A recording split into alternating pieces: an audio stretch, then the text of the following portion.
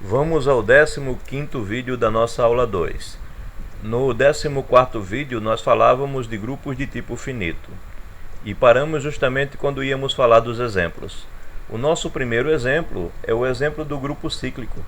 O grupo cíclico gerado por um elemento A é naturalmente de tipo finito, pois é gerado pelos elementos de um conjunto finito, no caso o conjunto unitário que só tem o elemento A. Um outro exemplo é o produto direto de dois grupos cíclicos finitos. Digamos um grupo G, gerado pelo elemento A, e um grupo H, gerado pelo elemento B. Esse produto direto é de tipo finito porque ele é gerado pelo conjunto L, pelos elementos do conjunto L do tipo A1, 1B. É claro que quando você opera A1 com 1B, você vai fazer A operado com 1, onde 1 é o elemento neutro do grupo H, do grupo G, e depois você vai fazer 1 operado com B, onde esse 1 agora sim é o elemento neutro do grupo H. Bem, então dessa forma, se você pegar todas as potências possíveis dos elementos desse produto direto, elas são justamente a operação das potências desses dois elementos do conjunto L que geram o grupo G, produto direto com H.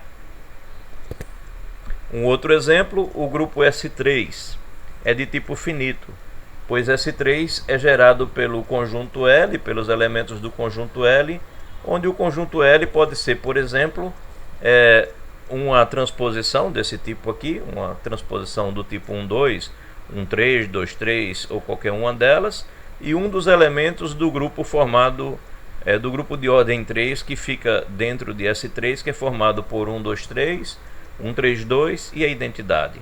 Bem, de fato, se a gente pega o 1, 2 e opera com 1, 2, 3, você tem, por exemplo, o 2, 3. Se você pega o 1, 2, 3 e opera com 1, 2, verifique que você tem o 1, 3. Se você pega o 1, 2, 3 e opera com 1, 2, 3, você vai ter o 1, 3, 2. E se você pega, por exemplo, 1, 2 com 2, você tem a identidade. Então, dessa forma, operando esses elementos, fazendo suas potências e operando entre eles, você consegue todos os elementos do S3. E isso mostra, então, que o conjunto L ele gera o S3. Bem, aconselho a verificar essas contas, até porque esta habilidade de operar com essa notação é uma habilidade bastante útil para fazer contas com grupos do tipo SN. Bem, vamos agora ao Teorema de Lagrange. Motivação. Vimos há pouco que os subgrupos de Z+, são da forma, múltiplos de um n qualquer, onde n é um número inteiro. Os subgrupos do conjunto dos números inteiros com a sua adição, ou seja, os subgrupos desse grupo, eles são justamente os múltiplos dos elementos de Z. Então, observemos que para quaisquer A e B pertencendo a Z, A é congruente a módulo M, congruente a B módulo N, se e somente se A menos B pertence a H. De fato, você nota que a diferença de dois múltiplos continua sendo um múltiplo. Então, todo subgrupo de Z+, desse tipo, vai ter seus elementos congruentes entre si, porque a diferença entre dois elementos desse tipo continua sendo divisível por n. E se vocês buscarem na memória o que foi aprendido lá em teoria dos números, a congruência módulo n, ela se dá exatamente quando você tem que n divide a diferença entre A e B. Isso estabelece uma correspondência entre subgrupos de Z e as relações de congruência módulo n sobre Z. Então, se isso acontece, a partir disso a gente vai desenvolver a ideia de classes laterais de subgrupos. Então, primeira proposição.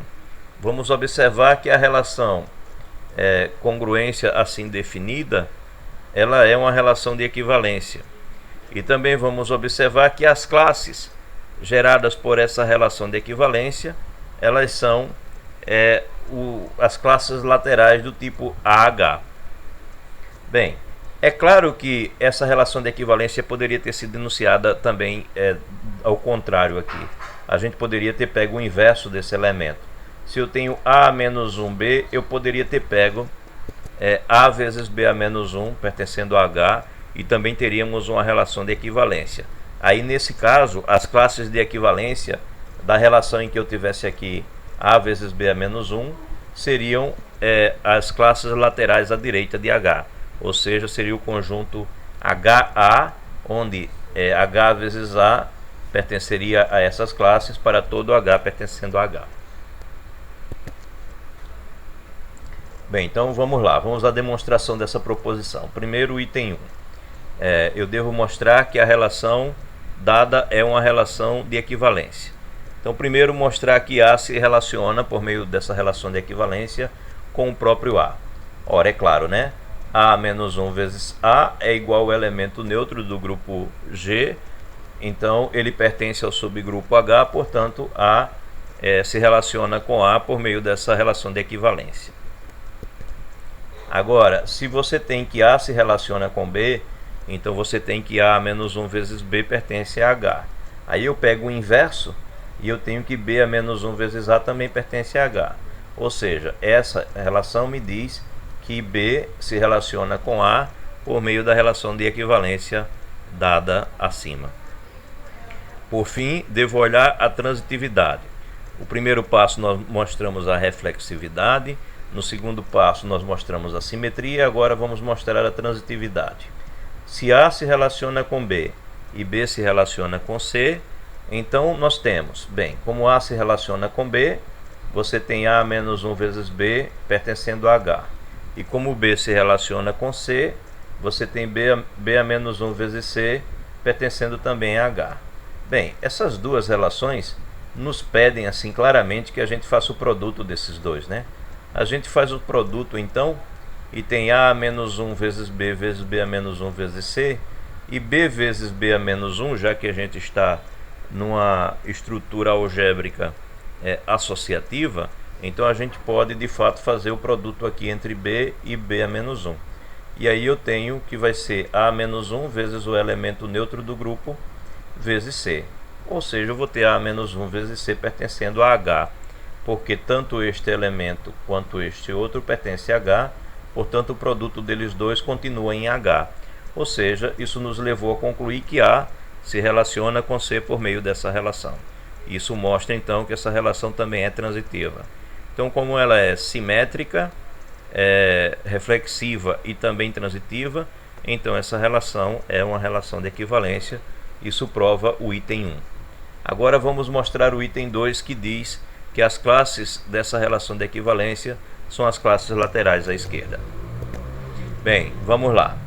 Seja a barra a classe de equivalência do elemento A pertencendo a G por meio dessa relação. Bem, se eu pego um elemento X em A barra, o que eu tenho? Eu tenho que X se relaciona com A. Ou seja, eu tenho que X a menos 1 vezes A pertence a H. Ora, então o que acontece? Eu tenho que X menos 1 vezes A é igual a 1H, um elemento H, para um determinado H pertencendo ao subgrupo H. Daí, o que faço eu? Eu multiplico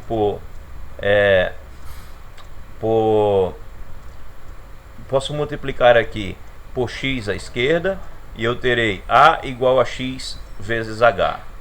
Aí eu agora multiplico por H menos 1 à direita, e eu terei então essa relação aqui. Eu terei que X vai ser igual a vezes H menos 1. Repetindo, tá? Eu vou multiplicar por X à esquerda e depois eu vou multiplicar por H menos 1 à direita e eu vou ter essa igualdade. E, portanto, X vai pertencer a vezes H porque ele se escreveu da forma A vezes um elemento de H. Concluímos, então, que eu tomei um elemento na classe A barra e cheguei ao fato de que esse elemento pertence à classe lateral de H. Ou seja, eu concluí que a classe do A barra está contida na classe lateral A vezes H, lateral à esquerda. Pois bem, precisamos então concluir a relação contrária para chegar ao que a gente quer. Então, por outro lado, se x pertence a vezes h, então x pode ser escrito como a vezes h, onde h é um elemento conveniente do subgrupo H.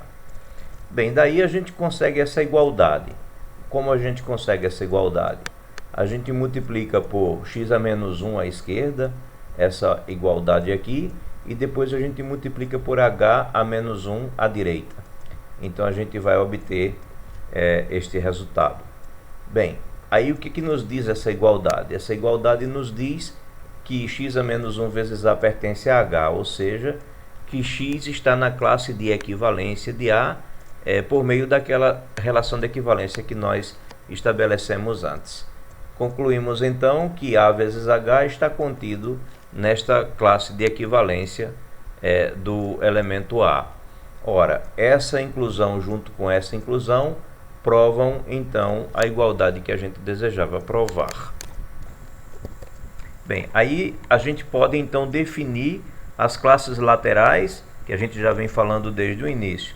Então, esses conjuntos onde você varia os elementos A em G e vai obtendo todos os produtos pelos elementos de H à esquerda, eles são chamados então as classes laterais à esquerda, módulo H, determinada pelo elemento, no caso determinada pelo elemento A.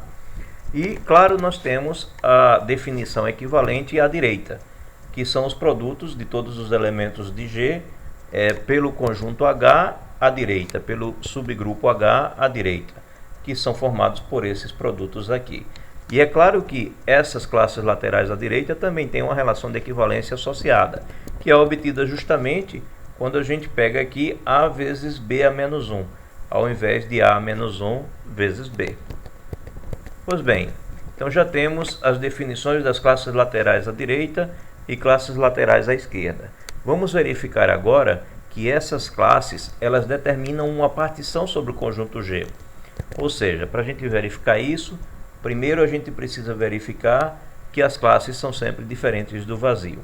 E é claro que elas são diferentes do vazio, porque como o elemento neutro do grupo G pertence a H, então A vezes H vai ter sempre o próprio A, porque o A vai ser o A vezes o elemento neutro.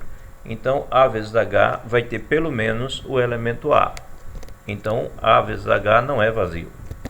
Segunda parte, se você pegar duas classes, ou elas são iguais, ou então a interseção delas é igual ao vazio, ou seja, elas são disjuntas. De fato, se você pegar um elemento na interseção de duas classes, então esse elemento se escreve como A vezes H1 para algum H1 pertencendo a H, ou então se escreve, e também, na verdade, se escreve como B vezes H2 para algum H2 pertencendo a H.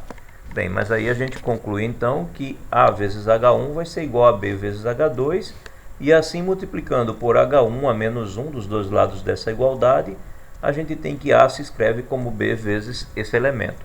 Mas esse elemento é a operação entre dois elementos de H, portanto ele está em H. Aí a gente conclui que A se escreve da forma B vezes um elemento de H. E quando isso acontece, isso significa dizer que A pertence à classe BH. Ou seja, A é equivalente a B. Portanto, a gente tem que AH, na verdade, é igual a BH. Então a gente acabou de mostrar que se as classes não forem vazias, se existir pelo menos um elemento, elas na verdade são iguais. E para concluir o fato de que é uma partição, a união de todas as classes laterais é o próprio conjunto todo, ou seja, é G. Então a gente precisa mostrar a igualdade entre esses dois conjuntos. Então a primeira inclusão é imediata, Você vai fazer a união das classes laterais de H e elas estarão todas contidas em G, porque elas serão produtos de um elemento A que está em G por elementos H que também estão em G, porque H é subgrupo, portanto é subconjunto de G. Então o fechamento da operação em G garante essa inclusão. Seja então x pertencendo a G, então o que a gente tem? A gente tem que x pertence à própria classe dele mesmo, E se ele pertence a uma das classes, ou seja, ele pertence a uma classe lateral de H, ele pertencerá à união das classes laterais. Então assim a gente acabou de provar que o conjunto G, ou seja, o grupo G, está contido na união das classes laterais do subgrupo H. E isso prova a igualdade.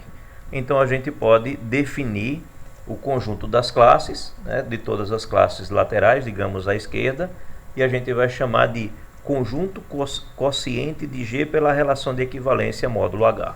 É claro que a gente pode definir equivalentemente conjunto quociente de G pela relação de equivalência módulo H, pensando nas classes laterais à direita. Bem, esse próximo resultado a gente deixa para o próximo vídeo.